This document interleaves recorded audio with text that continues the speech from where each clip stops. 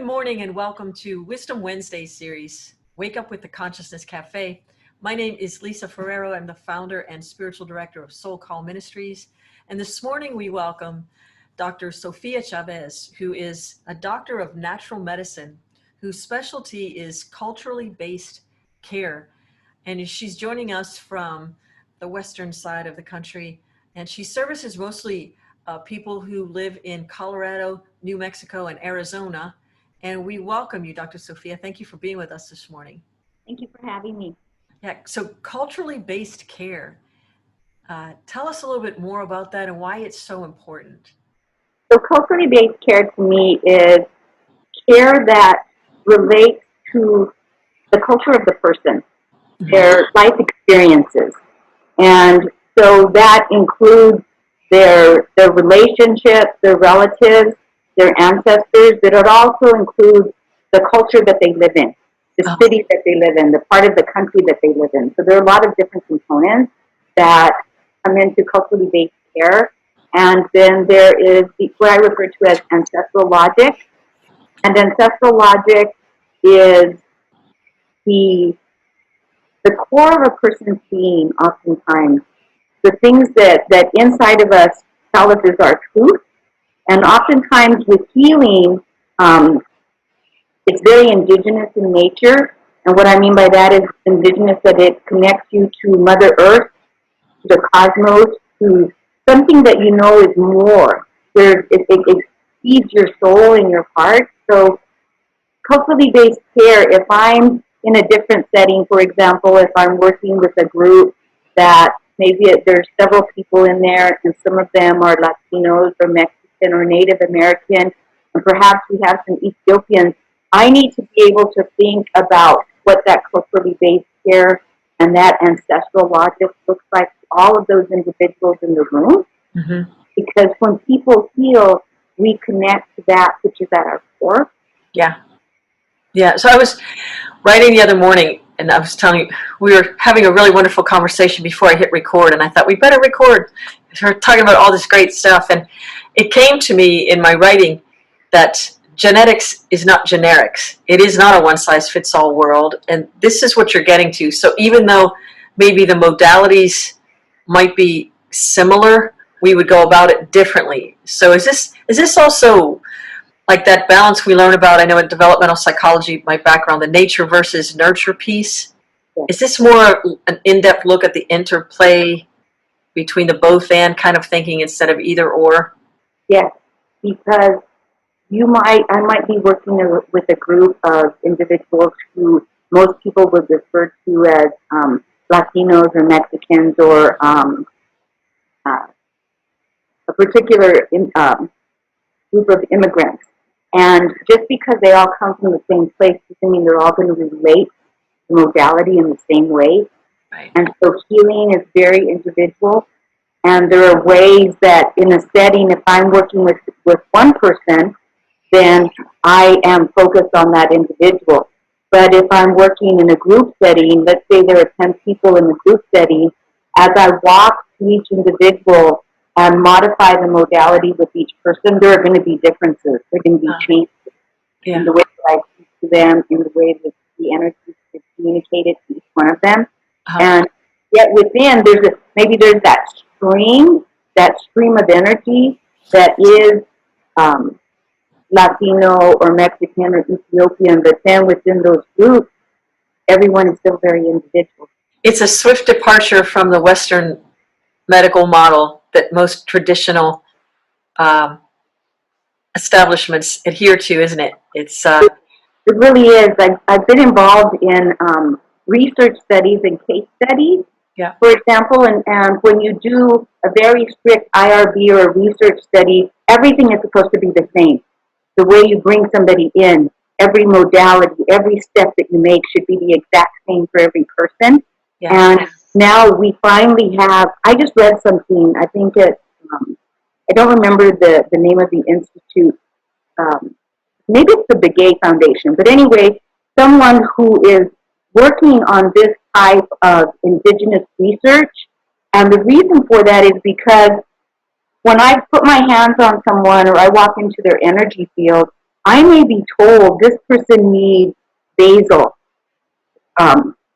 essential oil, or that walks the next person, and that person's body or what I see is a lavender plant. So I know I need to use lavender. And in the typical research studies, it has to be very systematic. But that's not the way human beings. We're vibrating with all of these beautiful energies, and what we need to feel in that moment is very individual. Yeah. And is that where say a little bit more about the ancestral logic piece? Because it makes so much sense to many of us. It's like one of those, when you say a phrase like that, ancestral logic, most people have heard about, 7 generations, and we hear about these things. I don't know that very many people spend a lot of time contemplating the significance of how that plays out in our world. Shed some light on that based on your vast experience. I'll give you an example of ancestral logic that I found very interesting, especially in the medical field. When I was working on people, we have what's called mal aire, or evil wind.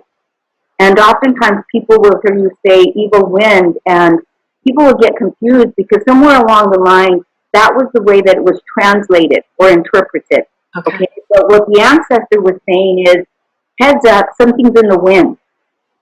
Something's in the wind, okay? Okay. And is that a virus?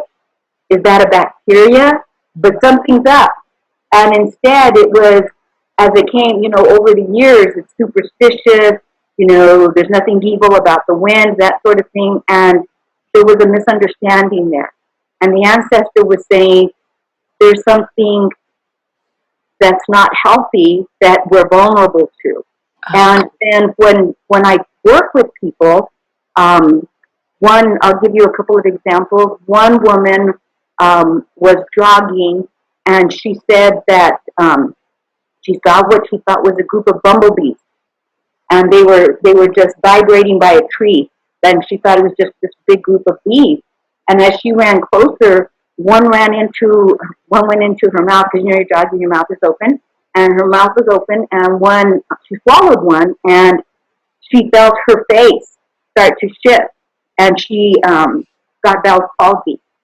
Wow. And when I work with people, and now oftentimes what we read and some of the science is saying, that Bell's palsy could be connected to a virus, okay? And her ancestral logic in that moment, her ancestral brain saw this virus or this bacteria as a group of something that looked like bees to her. Okay, it's this vibrating kind of buzzing energy, and she swallowed it.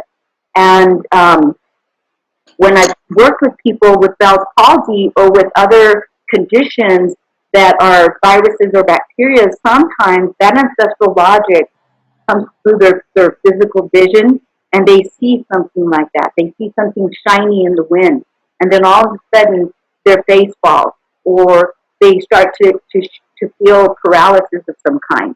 That's what I'm talking about when I talk about ancestral logic. There's so much more to it, but those are 2 examples that I can give you where the ancestral logic, which is normally in our mind and subconscious, becomes part of our reality. We in the West have been trained, some of us don't do it, but many do, to just hand over our power to somebody like you, like a naturopath or some other person, or they look at somebody outside of themselves and say they're the ones that make me better. But you were saying the realization needs to happen that same God is with you, that same higher power, force, whatever great spirit is with us. So speak more to that, and in your experience, how can you make such a statement? Let me say it like that. And I know you're right. So oftentimes people will think that healers, or there are certain people out there that because of the spiritual experiences that they have had, that they've got all the answers. And really what I try to encourage people to do is to live their life the best that they can every day. And sometimes we go searching for that next initiation, or that next spiritual high, like, they have a spiritual experience, and they keep trying to match that magical, beautiful experience. And we all do that, right? We all do that. But the reality is that magic is inside of all of us. That spiritual connection is inside of all of us. So what I try to do in my work is, if you haven't experienced something, if you forgot what something felt like, if you go back into that environment and you're reminded of that, you say, oh, I forgot how good that felt, And so when people come to see me, I use sound and I use aromas and I use modalities that they take them into an altered state of consciousness so they can forget about this physical reality for a moment and put their hand back into, it's almost like they hug themselves, put their hand back into their own divinity, and then they're laying on the table when they get up and say, that was amazing, I journeyed, or that reminded me of a really profound spiritual experience that I had. And it's all inside of them. And if they come to see me, I just keep doing that over and over again until they can do that on their own. Yeah. And that way they recognize, oh, she just helped me remember myself. How beautiful. What a powerful gift. When did you realize this was your soul's calling or your passion? How have you always been onto this since you were a child, or? When I was a little girl, I lived in a pretty rough neighborhood, a lot of violence and a lot of trauma. Saw a lot of that growing up as a kid, and one of my first Halloween costumes was, remember back in the day there were the little white hats, the nurses wore the little white hats. Okay. So I wore that mask. I must have, and I see kids today how they wear that mask because, it's part of what empowers them. I love the kids wearing masks in the middle of the summer, because it's beautiful. Anyway, I wore my little nurse mask until it fell apart. So I knew that I loved the way healers in my community, there was an African-American curandera, and there were Mexican curanderas and Native American healers that my mom would take me to. And I loved the way that I felt when they were healing me.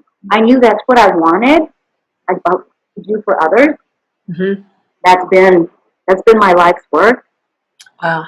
And if you don't mind, you've got credentials as long as my arm. Like if I read everything, what are some of the others the other modalities you use? I know it's sound healing. I use a lot of sound, because I find that even when I'm working with children, the sound really helps me get into the energy field that I need to get into. There is a saying that the drum or the rattles are the shaman's horse, and I truly believe that by using sound, you can help someone let go of the physical reality. Yeah. And I can see that I'll start to see the environment as it starts to shake, as it starts to move, and I know that I'm in with, I use my teeth, and if I hum, and when I hum, if my teeth are hitting each other at the right speed, I'll hear the right sound, and I'll know I'm opening the door. So sound is really important to me. Yeah. And then the next thing is the aroma. Aromatherapy is able to get into the emotional and the memory centers of the brain. And if you think about it, most of the time we're in pain because we're caught up in symptoms of the past. And so what we want to do is use the sound and the aromatherapy, and then I use a lot of mantras. Because what I'm doing is, part of why humanity gets stuck is because they listen to what the world says to them that's not true. So that becomes their mantra. It does. You're not tall enough. The color of your skin is not the right color. You don't have enough money. Just all the things that the world tells us, literally or subconsciously. And so by using sound, by using the aromas, and by reminding people that everything is good. In this moment, my thoughts are peaceful. It's one of my favorite mantras. And just getting them to a place where they can then, when they start to hear those messages, that's what they're hearing in their head. The information to find me is on my website. Great. And I have an office in Lakewood. And we offer community programs. We have a lot of community programs. And so when people reach out to me, depending on where they're at, I try to connect them with people that I've worked with that offer similar, or in other states that offer similar work. Excellent. Well, we sure appreciate your vibration on the planet and the sound of your voice and the vibration of your sacred resonance. And thank you for joining us this morning. And to those of you tuning in, once again, it's Dr. Sophia Chavez, Doctor of Natural Medicine, specializing in culturally based care. And to find out more, we'll have the website up on link to our website, SoulCallMinistries.org. Wherever you are on the planet, know that you're not alone. We are all connected. And if you're in need of prayer, please drop us a line at SoulCallMinistries.org/prayer. And our prayer team will contact you, or you could just send an email about what you need, and we'll get the vibrations of healing happening in the universe for you. So thank you for joining us. And no matter where you are on the planet, know that you are loved.